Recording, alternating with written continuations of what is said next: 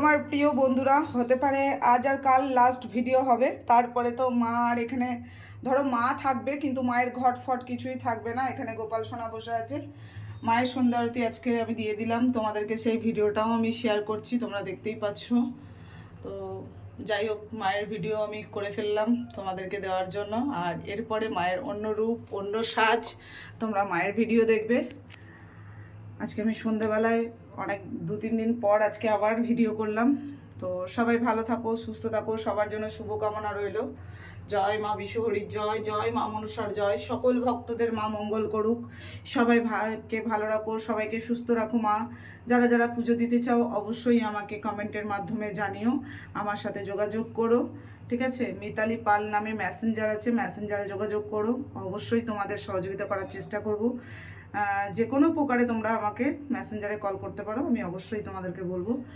আর এখানে মায়ের যে মূর্তি দেখছো, এই মায়ের মূর্তি স্মরণ করো। আর আস্তিকস্য মুনির মাতা ভগিনী বা আশুকিস্ততা জগৎ কারু মনির পত্নী মনসা দেবী নমস্তুতে, এই মন্ত্রটি পাঠ করে তুলসী তলায় দুধ কলা দিয়ে পুজো দিলে মানে যে সর্প স্বপ্ন, যে সাপের স্বপ্ন দেখো তোমরা, সেটা তোমাদের থেকে দূর হবে।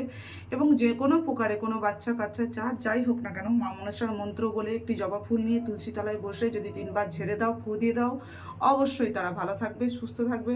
পুরো সংসারের সবার মঙ্গল করুক মা মনসা, এটুকুই কামনা রইল।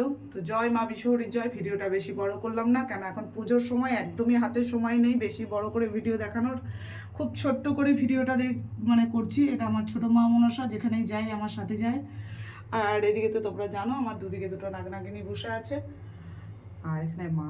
যাই হোক, বুধবার দিন মায়ের ঘট বিসর্জন হয়ে যাবে, আবার শুক্রবার দিন ঘট উঠবে। যেহেতু 15ই আগস্ট 29শে শ্রাবণ, মায়ের বাৎসরিক অনুষ্ঠান, যারা যারা আসতে চান অবশ্যই আসতে পারেন। মায়ের মন্দির আপনাদের জন্য খোলা থাকবে, আসলে সকাল 10টার মধ্যে চলে আসবেন সবাই। তো সবাই ভালো থাকবেন, সুস্থ থাকবেন, শুভকামনা রইল। জয় মা বিশ্বহরির জয়, সবার মঙ্গল করুক।